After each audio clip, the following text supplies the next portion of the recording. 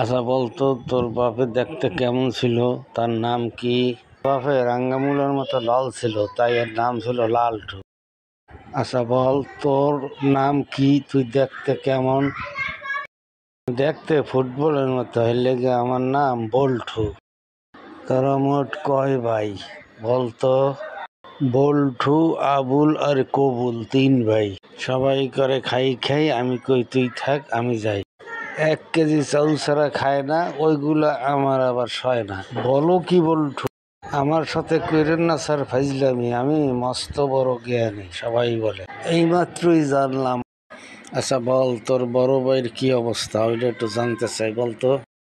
নিয়ে গেছি বিয়ে করাইতে, সবাই ডাকে আবুল। মেয়ে দেখে আমার হয়েছে পছন্দ, আমি বলছি বলিস কি বল্টু, এটা তো দারুণ বলছি।